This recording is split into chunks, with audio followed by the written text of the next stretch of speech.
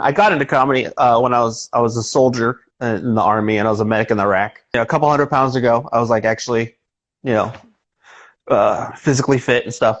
So I was in Iraq, and I found out that I had this knack for making people laugh after really tough days. Like we would just be sitting around like the smoke pit or something like that after, and it'd be like we'd have super long days or really tough days, really bad days.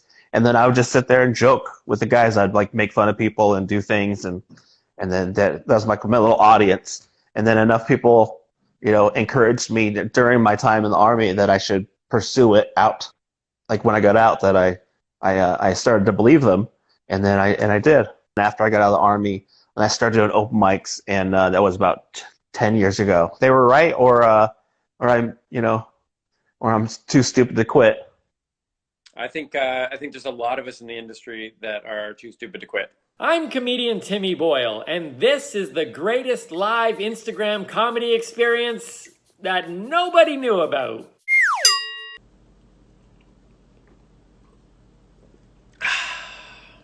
So good. Well, ladies and gentlemen, once again, we are here at 7 p.m. on a day. 7 p.m. on a day here in Cquarantine. My name is Timmy Boyle. You are watching Calling Comedians in Cquarantine. Hello to Crystal's Punny. Hello to my mom. My mom's here. Everybody be careful. Josh, when I bring you into the call here, just understand that my mother is watching. Okay? Now, she doesn't, we don't, constantly kind of watch and talk every day on the phone. So this is her way to find out if I'm still alive and that I'm still behaving. So let's just kind of make this show nice and clean, okay? So anyways, my name is Timmy Boyle. Thank you for those who are tuning in here. It is a day in Cquarantine. This is episode 23, though. I went into Cquarantine right after a tour. We had just finished touring across Ontario, and the day after the final show, all events, whatever crap. Well, I guess you could have 50 people, which actually we could have done some of our shows on that tour with 50 people. That's a sad reality. But anyways, we lost the ability to perform. A lot of you are trying to find ways to fill your time. One of the ways that I'm doing it is by doing this show. So I just have this need. I've got this need to connect. No, you know what? I don't even say it's to connect with people because I actually don't like people. I mean, that's why I live in Sterling. I mean, we have been perfecting social distancing for 150 years here. I haven't been around for all those 150 years. I will going forward for another 150 years. That's a lie too. I think I'm going to live to 140. Anyways, it doesn't really matter. The point is that that's why I like being in this town. I like being in a town where I don't get a chance to see a lot of people. However, I do have a desire to make people laugh, to encourage people, to connect with other people in my industry, and this was a way to do that. So I don't have the perfect lighting, I don't have the perfect sound. I do have Alyssa Milano back there, though, and the Hulkster, and Batman, and Yoda, and so I got everything I kind of need. But tonight, as we do every night at 7 p.m., it is a way to reach out to you, to bring comedians from all around North America at all stages of career. Some have been very new in the industry. Some have been around for a very long time. Each one of them has a unique story to tell. And this is an opportunity for me to bring them into my living room from their living room and then into your living room. And tonight we're going to talk about comedy. We're going to talk about life. We're going to talk about Cquarantine. And we're going to have an opportunity for you to see the offstage lives of both myself and Josh Novey, who will be joining us tonight. Last night we had Mark Christopher Lawrence on. He was down at a storage unit. We've been in a goat farm. We've had a tour of Nashville. We never know what's about to happen on this show. But you guys all are in for a real treat tonight. So let's check if Josh Novey is here. Ladies and gentlemen, let's start off the show. Episode 23. Uh-oh. I think my phone is frozen. Wait. I think I'm good. 23. Calling Comedians in Cquarantine. Josh Novey is right there. Yeah, we did it. Josh, how are you? Oh, I'm doing good. How you doing, Timmy? I'm doing good, man. I love how you said we did it. I like, let me know. I don't know how the technology works. Is this like a 50-50 thing? Did you play a role Hmm. in this working? Yeah, How does yeah. that? What I did was I went into Instagram and I fixed the live stream. So I went in and I actually I did the programming thing. It was a big montage right before you came on. There was a countdown of oh, it's about to happen sort of thing.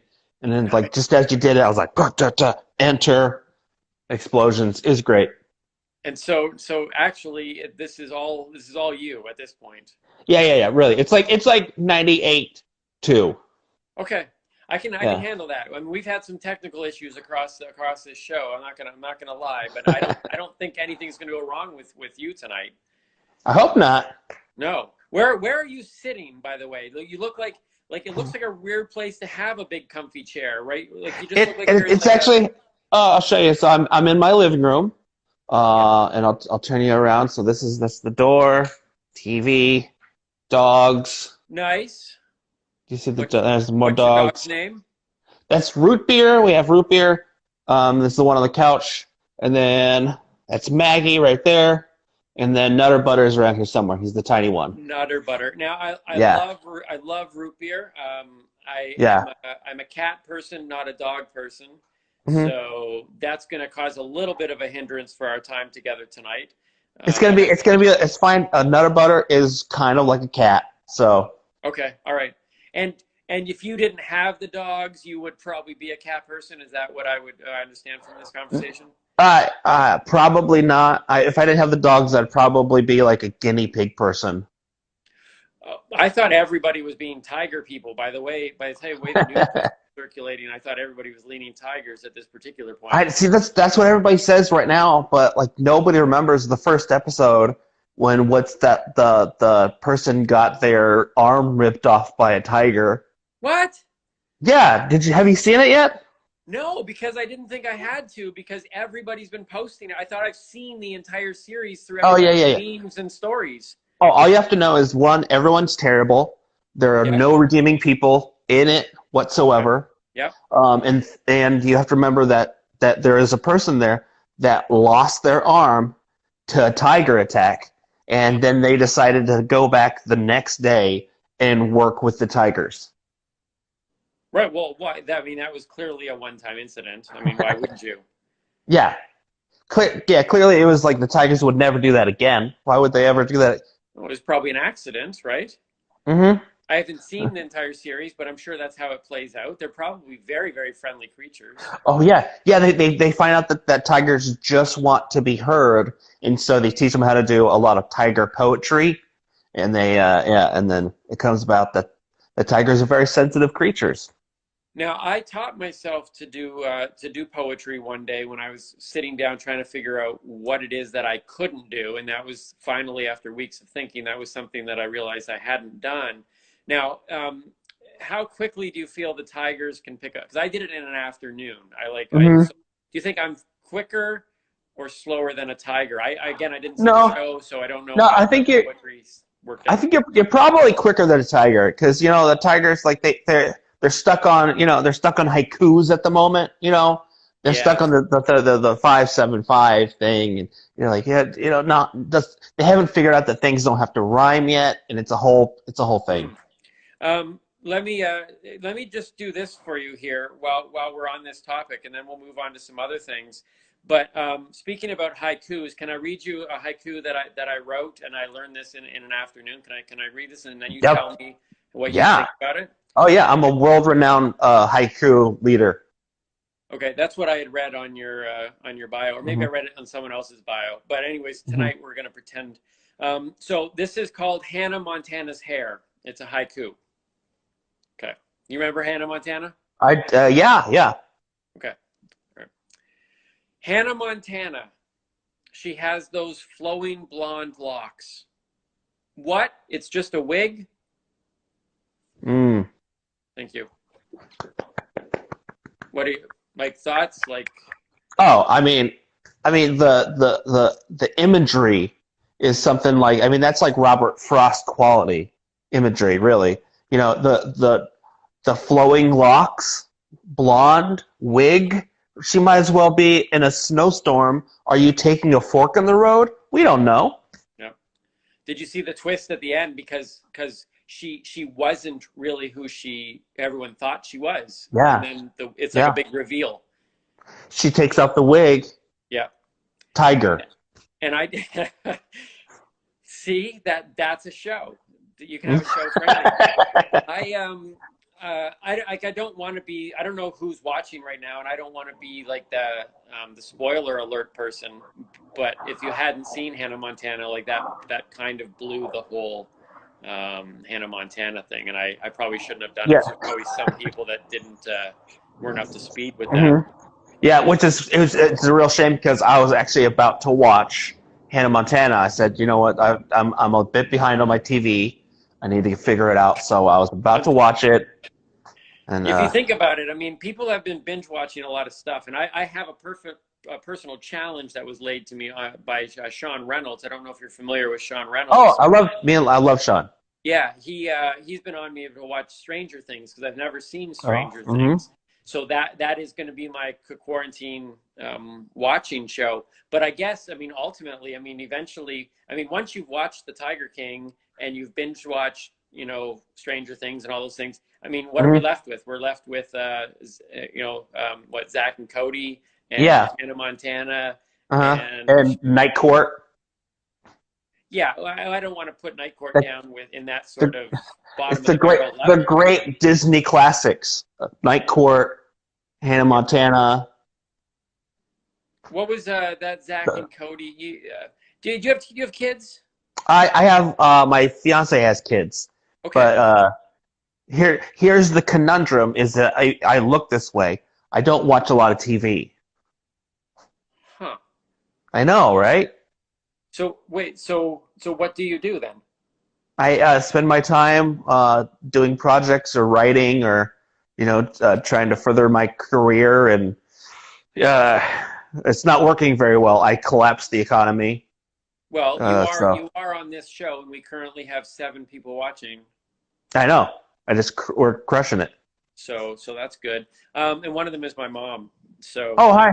Hi, Timmy's mom. Yeah, her name's Janine. You can see her on the. Hey, Janine. Yeah, so everybody here can say hi to Janine. Listen, I'm a little curious though about something you just said there, because you very quickly were quick to say, I know you would think I look this way because I watch TV, and I never connected short hair with TV watching. Mm-hmm. Yeah, well, because a lot of people know that as the more you watch TV, you have to like constantly shave your head. It's like a. Now, are you having a problem? Like you look like it's an easy haircut. Like I'm starting to get a little bit concerned that the longer this thing goes, like I can't cut my hair on my own, and I'm a little bit concerned that if this goes the 400 days that I think it's going to go, I'm going to be in a lot of trouble in terms of just visually with my hair. How do you cut your own hair? Does your fiance cut it? Do your dogs do it? No, but this is actually pretty long for me. I know it sounds weird, but this is hippie. This is hippie like for me. It's starting to wing out in the back. I can see. Yeah, yeah. It's a whole thing. If I can grab it, and I don't like it. So I don't like it. I'm probably about 2 weeks away from shaving my head. I don't know. We'll see. Yeah, it looks good. Hey, I know you have a fiance, so this isn't meant to break up a relationship. But Crystal Sunny here is asking you a question. What is your favorite coronavirus pickup line? Now, again, I don't expect you to ever use this on anyone other than your fiance, which you've already picked up. But what would be your favorite coronavirus pickup line? I probably something like, hey, baby, do you have double pneumonia? Because I'd like to put the nail in your coffin. Oh, all right. So much innuendo in there. I think I did tell you that my mom was watching. I mean, I know. I that's why I kept it family friendly, because I didn't want to insinuate anything bad. Yeah, I think if I was to use a pickup line that was coronavirus based, I think it would just be, and if she was Oh, still that's good. interested, like that's a keeper at that point, right? Mm-hmm. Like I That's a don't good. want to, That's a good one. Yeah. yeah, like I don't want to get into a relationship and then a day in I start coughing up coronavirus, and then she's like, "You didn't tell me about this ahead." Like so, I just like cough it up, and right away, if she's like, "Hey, want to go out later?" Then it's good, right? Oh yeah. This is what I would do. I can't wait for the new Hallmark movies to come out, and because there's going to be one where a couple meets and they have masks on, Yes. and then they never take the masks off. And then one of them does end up, even despite the mask, will Mm-hmm. contract the They have virus, to. Yeah. and And then here's the twist though is that yep. the couple ends up being John Travolta and Nicolas Cage, and they call it Face Off. I mean, is that really a twist? I mean, ever think everyone would have seen that coming. Yeah, it's true. It's kind of a thing. But Um, what if they wear Hannah Montana wigs? Look, okay, so at some point during this coronavirus thing, I think you and I should sit down and put together like a sitcom idea, because I Oh, think we that's a can good launch idea. ideas together. Crystal's Punny says, "Hey, baby, I've got time." Wait a minute, I don't know if she's talking to you or me, or if this is just a general statement. But hey, baby, I've got times. You've got corona. Oh, I've got limes. You've got Uh, corona. Let's find an Ebola and drink together. oh, like a yeah, like a bowl. Yeah, I can't remember the last time that I sat down with somebody and shared a drink out of a bowl. But, but I see where she's I going with get this. it. I'm kind of against. I know she's. Well, my mom found that one funny, so that's good.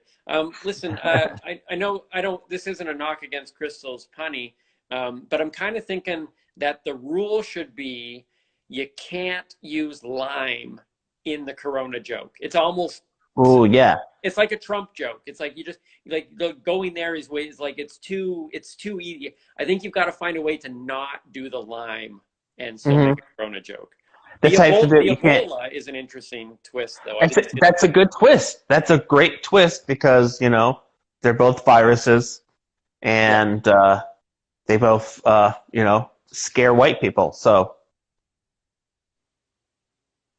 huh. That's true. I don't. Well, bowls hmm. do, or you're talking about the other virus. Yeah, the viruses. Okay, I think it scares everybody, though. Yeah, Are you scared? Like, are you right now in your living room? We're assuming that you're not lying and that actually is your living room. We don't this is know. actually I actually pay rent to be here. Really? Okay. Now, here's Yeah. an interesting thing, though. Okay, I'll tell you the story in a minute. But where are you quarantined right now? Where what city? Oh, I'm in Phoenix. Okay, Phoenix. So that's down in South Carolina. Hmm. So Yep. there was something in Cincinnati. It was a real thing that apparently the cops have put out a bulletin saying um, we will not respond to physical abuse if it doesn't result in injury, because they're trying to pick their spots, and Hmm. they won't respond to breaking and entering. Like that to me seems like just an open Yeah. thing to like people just break into So people's houses. so Cincinnati has just enacted the purge, is what they're saying. Exactly. Right. And so that's why I wanted to make sure that like you weren't in Cincinnati, you just gone into somebody's home. Oh yeah, I don't know who lives here. This is not a clue, Those but are it's nice. It's a nice place. There's those plants here. dogs those dogs are not very good guard dogs, I'll tell you that right away. Oh they're terrible guard dogs. And the fact that you came up with three very cute names for Yeah. dogs you didn't know was fascinating. Hmm. Yeah. Well, I've been doing improv for a long time, so when I break and enter in somebody's house, I like to mix things up a bit, talk with their dogs, and come up with scenarios. Now, do you really do improv? Like, is that part of your comedy, or that was your comedy Oh yeah, background? that was I of course how improv is. It doesn't pay the bills. Also, neither does stand up right now, but Hmm. Yep. it used to. You know where the money is? Instagram live shows. Yeah. This Yeah. is, I mean, I can see the money pouring in right now. I can Yeah. literally see like the Bitcoin after Bitcoin getting I thrown at wish you. I wish everybody who came on and like I think there's stuff out there that can do it. I just not I technology wise I don't know, but I wish every time somebody put like a happy face like three happy face cry faces come up, like that should be Hmm. like a $10 donation. Like if we made you That's a great, laugh, just like people buy yeah. tickets to shows, but I don't know how to monetize this yet. So Mm. I need to find a way to do that because right now I probably have I don't know 2 months remaining before I have to give up everything I own and maybe come stay down in the house that you've broken into. Oh yeah, yeah. Absolutely. Well, not this one. We'll get a better one. We're gonna break into a much better house than Believe this. me, we're gonna need a way bigger one because within about 2 months there's gonna be a lot of comics looking for places to stay. I know. And Right? we're that's yeah. I'm looking So, at. I might have to get a job. I don't know. Ugh. oh man, well, Leland Clausen was on the show a little while ago, and I said that he was responsible for getting me into stand up comedy like 12 years ago, and he gave me that opportunity. And Leland immediately went dark and took it the negative side. And he says, "Oh, so basically, I'm the one who made you unemployed now." So I was like, "I guess so," because I might have had a stable job if Leland hadn't allowed me to do Yeah. stand up. So anyway, but tell me, so let's talk a little bit about comedy. We've been talking about life in quarantine right now, but let's talk about comedy. Why did you get into comedy? How did you get into comedy? And what are you working on right now? So I got into comedy when I was a soldier in the army and I was a medic in Iraq. Uh, Wait, and I like a found real, like you were like a yeah, yeah, football yeah, soldier? yeah, yeah. Like a couple 100 pounds ago, I was like actually, you know, physically fit and stuff. Oh And yeah, then so I was in Iraq and I found out that I had this knack for making people laugh after really tough days. yeah, yeah. And so that's kind of what started my little journey. And then after I got out of the army, and I started doing open mics, and that was about 10 years ago. And then about 5 years ago, I went full time into comedy. Did you do open mics like while you were in the army, like out in Iraq? Did you sit there and Yeah. get the people together and say, "Hey, I'm going to tell you some jokes"? It was way less informal than that. We would just be sitting around like the smoke pit or something like that after, and it would be like we'd have super long days or really tough days, really bad days. And then I would just sit there and joke with the guys. I'd like make fun of people and do things, and then that was my little audience. And then enough people, encouraged me during my time in the army that I should pursue it out. Like when I got out, that I started to believe them, and then I did. And you don't think they were just kind of pulling your leg there? Well, I mean, 10 years later, either they were right, or I'm too stupid to quit. I think there's a lot of us in the industry that are too stupid to quit. Oh yeah. Yeah, but it's a good. Hey, so number one, that's awesome that you served, and I know there's already someone legit. Thank you for your service. God bless. That's from Crystal Punny, and I'm sure there's many who are very thankful that you did that. How does that then compare? I mean, now, I mean, look, I mean, the reality is that we've got this virus going around, and we're quarantined, and we're in our homes, and people are like, oh, I can't find toilet paper. Mhm. Being in Iraq. I mean, that's big time kind of bad day happening there. Like how do you Yeah. how do you how what do you, like is it just my perception, or like is somebody who has served in Iraq in a war, when someone complains that they can't get toilet paper today, does it bother you? No, you know what? Actually, it doesn't bother me because, uh, in our service, men and women understand. Like sometimes when you're somewhere, you're stuck in one place for a long period of time. You have no access to outside entertainment, and your supply trucks only come once in a great while. So you just sort of live. You figure out how to live with what you have, Mhm. and you deal with it. And I think that a lot of people are starting to realize, like, oh yeah, this is how a lot of the world lives. Not just because like you're in Canada, but I'm in America, but we're so used to having a constant supply of goods brought to our door that the idea that that if we don't get a candle by tomorrow, then our world has imploded. You know, and now people are like, oh, well, but now, what if they don't have toilet paper? Well, then you don't have toilet paper. You live, you figure it out. Yeah. Well, I think that's the big thing right now. Everybody I think is not just having to adapt, but learning to adapt. I think Yeah. at the very least, when we come out of this thing, however long it takes, people will have discovered, whether they wanted to or not, they're going to discover that they could live on way less than they thought, Mm-hmm. and that the people in their lives was more important than they thought, Yeah. and the jobs that they had, maybe they shouldn't take them for granted anymore. Like there's going to be life change, positive life change that is going to come from this. Mm-hmm. I can't wait. My favorite thing about with my fiance's kids is that they have all learned finally what boredom is. Mm. Because before they're like, "Oh, I'm so bored," and you're Right. like, "You're not bored. Now you're bored. Now you're bored." That's such a good point. Hey, just as a reminder, those that are tuning in, thank you for tuning in right now. My name's Timmy Boyle up on top. Josh Novey is down below there, unless your phone is upside down, or your laptop is upside down, or maybe even your desktop. That would be super weird, and I don't even know how it would get into that. Or if they're in Australia. What if they're in Australia and they're looking and it's who knows? That is a good point, because I know for a fact that somebody earlier in this chat here was living in Australia. I don't know if they're still watching right now, but very, very well done to throw that out there and connect our discussion with those that are in the chat here. So you have a special, I believe it's called Fat Veteran. Is that right? Yeah, I have one. I have two comedy specials. One on Amazon Prime called Fat Veteran. Yeah. And you can watch that if you have Amazon Prime in the U.S., the UK, Canada. And then I have a brand new one out on Dry Bar Comedy called Tickling Grizzlies.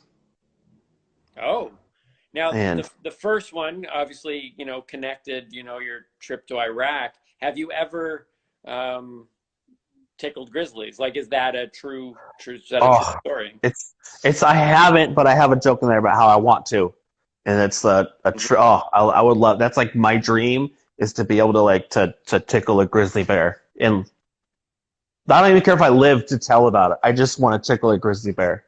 So do you think that one day there could be another special out there called the Grizzly King, and like you would be kind of the person, Oh, how did Josh lose his arm? The grizzly. I was tickling him.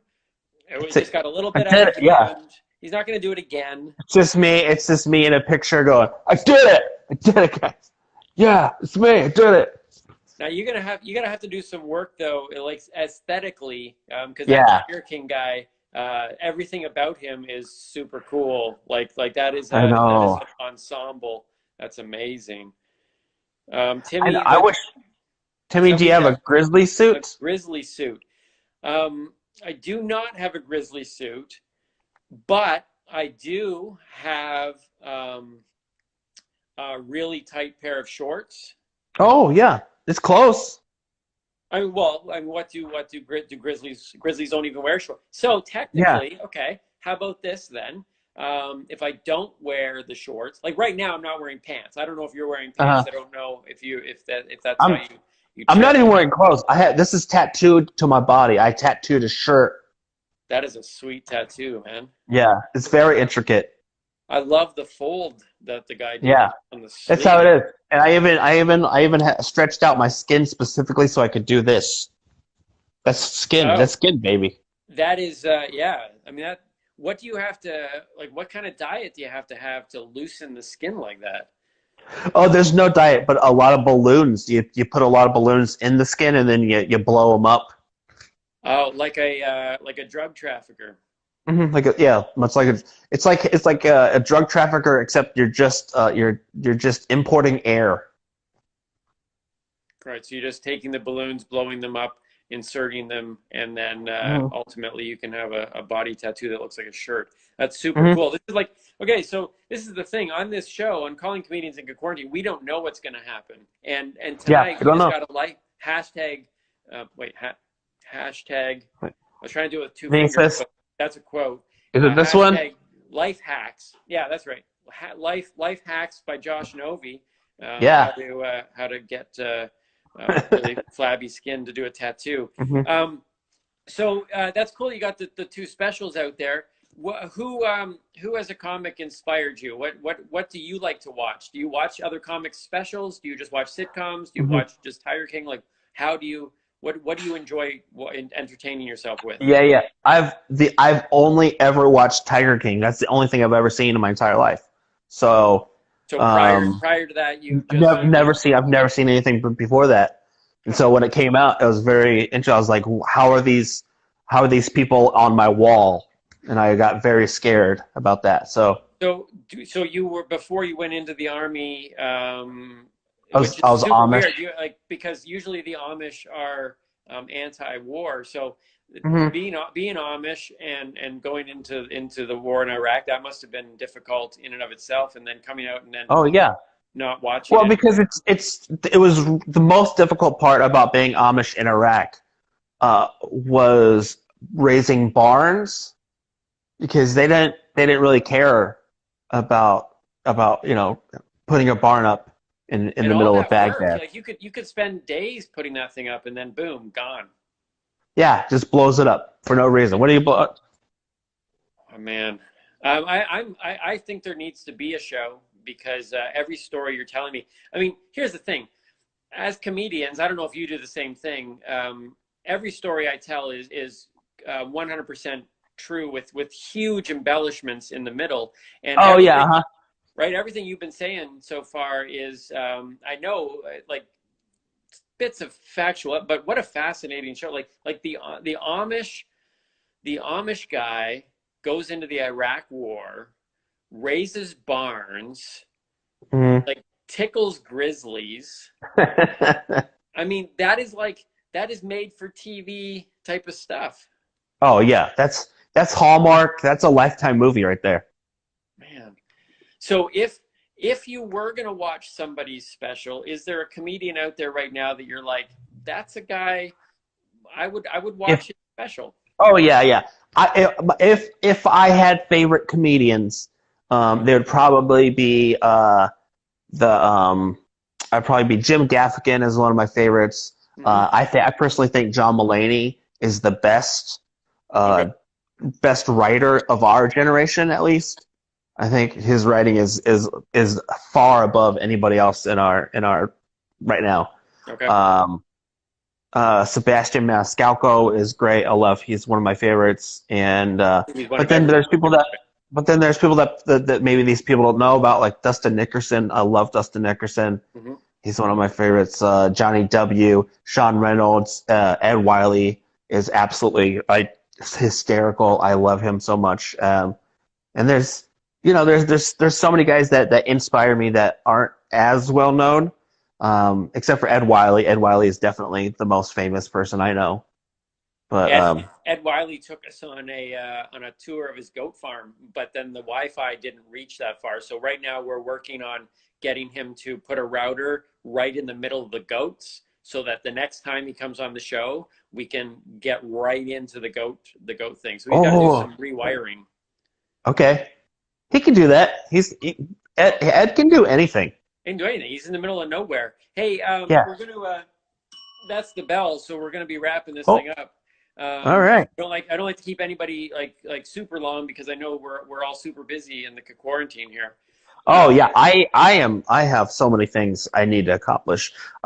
Actually, so I tell you what I'm working on right now. It's yeah, coming. yeah. I'm working on it, and I might put out some snippets here soon. I'm working on my new book called Memoirs of a Fat Soldier, and I'm just writing. It's funny stories about me during my time in the army, Okay. and it's gonna be hopefully it's gonna be fun. It might be a little bit sad sometimes, but it should be overall. It should be words on a page. Okay. Well, that's all we can ask for from a book, I would imagine. Like at the bare Hmm. minimum, right? Yeah. Like you need to have the words. That doesn't make a well. I guess there are picture books. That's true. I mean, Hmm. my book has words and pictures. So Hmm. I guess. I could, I guess I could make like I could make a pop-up book about Iraq where it's just Oh explosions, yeah. Oh man. Yeah. Have you where you're thought of like, that? oh, what's this about? Just, ugh. The ideas are all over the place. Hey, Yeah. so where can people find you and all of this stuff? What's the best way for people to do that? You can find me at Josh Novey on all of the platforms: Facebook, Instagram, Twitter, Snapchat, and I have a TikTok. I don't know how to use it yet. So, but all those things Josh at Josh Novey. Novey. My website joshnovey.com, and then again you can watch my Amazon special Fat Veteran on Amazon Prime, or you can watch my dry bar comedy special Tickling Grizzlies. You can watch them both for free if you want to. You know, there's no pressure. You can write your congressman about me. Yep. And yeah, talk to people about me all you want to. That's all I ask. I would like just before we go here a little bit of advice from a veteran. I've been up here right now trying to do my best to get the word out about how to handle the zombies. I don't know if you've got a zombies showing up down in the middle of your pandemic where Mm-hmm. you are, but they're up here and they're hidden. I mean, they're good at what they do, man. This guy's Oh, himself bro. has children and elderly ladies, and you're just like, I'm not Mm-hmm. falling for this. Like I know, right? So I always go the other direction, but I've been trying to tell people that really ultimately you need to stay low because Mm-hmm. they're not flexible. Um, Mm-hmm. you need to look them straight in Yeah. the eye because they are a little bit shy and they get a little bit thrown off by that, and they're afraid of brushes. And so if you've got a broom, that ultimately is it. But I just want people to be protecting their brain. Like their brain is for thinking, not for eating. And so I've been telling people just firmly say no to zombies. But say there's a zombie out there Mm-hmm. that like, you know what? I'm not shy and I'm actually more flexible than you think. And brooms and brushes don't freak me out, and I'm gonna keep coming. As a veteran, in all the training you got, what is the one move that everybody needs to kind of know about that would be able to fight off a zombie if that ever happened? There's only one proven method of killing a zombie, and the shows they have it all wrong about destroying the brain and all the stuff like that. Yeah. It is the crane kick from the Karate Kid. That's the only proven method, and it has to be performed. You have to go both arms Yeah. up, leg up, and you have to do a crane kick, and you have to have somebody yelling, "Sweep the leg" behind you while you do it. It's a thing. Okay, so that's that's a hint as well. Then always approaches and never go by yourself because then Oh, you don't never. have. You have to always have a battle buddy. You can never go alone. What if the And if you have, zombie? What if the zombie yelled out, "Sweep the leg"? oh, if I the mean, zombie it would be yells at the leg, counterproductive, but yeah, that means it's not a zombie. That's just a guy that isn't cool enough to have friends, and so they just follow zombies around. he's just kind of a slow dude. Yeah, Okay. it's fairly slow.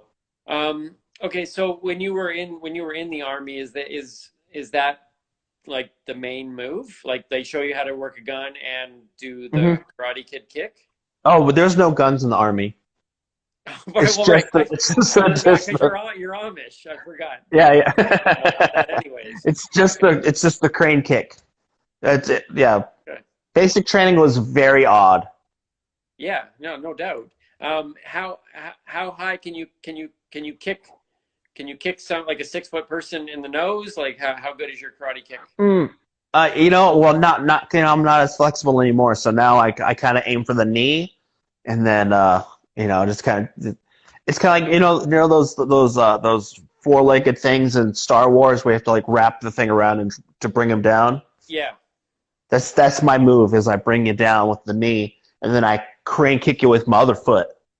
People are so unaware of how fragile the knee is. Like everybody Hmm. talks about, like there's a gentleman probably watching right now named Roy, and he's like a 27-degree black belt, whatever it is.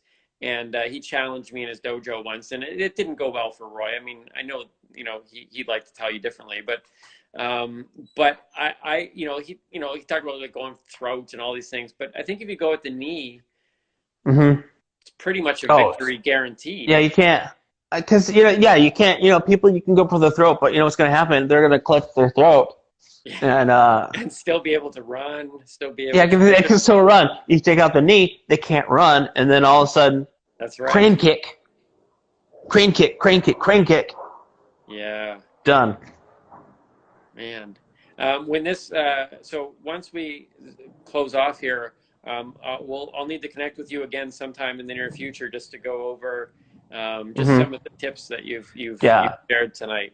Survival tips, and yeah, absolutely. And if we come out of this alive, I hope maybe we'll get you up here on the circuit tour. That would be kind of cool. We'd like to have you up here. I would love that. That would be awesome. It's not as cool. Like we don't even have grizzlies up here, but we have polar bears. I don't know if you still have the desire to tickle a polar bear. You know what? I have a desire to tickle a polar bear, but that's not my main goal in life. But you always have to be willing to take what you can get. You need to have a plan B and a C, right? Like they say, like you go shoot for the moon, or no, shoot for the stars, and you might get the moon. Now that only works, of course, if you believe that the moon and the stars are actually far away and they're not just locked in the dome. No, I always say shoot for the moon, because you let them know that you're onto them, and then. Right. So you're shooting for grizzlies, but polar bear, panda bear, koala, whatever. Yeah. And just keep going down. So far, like in the hierarchy of the bears, I am down to yellow Labrador Retriever is the highest I've gotten in the hierarchy of bears. Cool. Well, if you ever get a chance to tickle a grizzly, make sure that goes up on Instagram. I'd like to see that. You never, it'd be the best and the last thing I ever put up. You're assuming it's going to end poorly? Oh, I assume it's gonna. I assume it's gonna end very poorly. But will it be worth it? Here's the thing, though. The true path to fame is dying early in a horrible accident. So everybody will know Josh Novey after that video. You might not be here to see it, but but there's gonna be a ruckus documentary made about my life on Netflix for the next virus outbreak. Yeah. That's cool. Josh, I want to thank you for spending time with us today. And one of my goals here is to have no goals, and we accomplished that's a good goal tonight.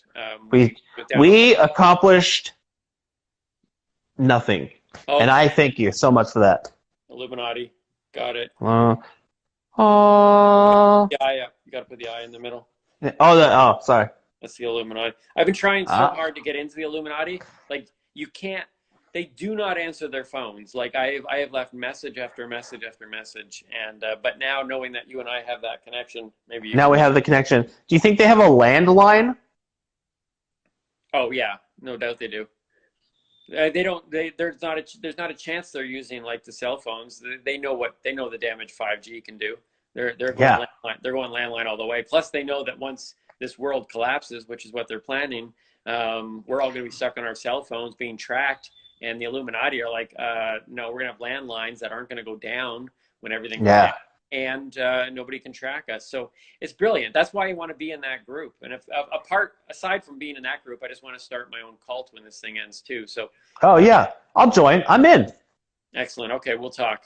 Josh, thanks so much for joining me, man. And we'll be in touch. And until then, just stay safe and keep on plugging away, my friend. And we'll see you soon. All right. Hey, Timmy, thank you so much for having me. I'll talk to you soon, buddy. Hey, everybody. Thanks for tuning in to another episode of Calling Comedians in Cquarantine. Please take a moment to like, share, subscribe, and ring the little bell so you and your friends don't miss any of the laughs. Episodes will be uploaded here until I run out. And be sure to check out the description below for links to connect with myself or my guests on social media, and also download the podcast version of this show. Until next time, remember, your brain, it's for thinking, not for eating. So just say no to zombies.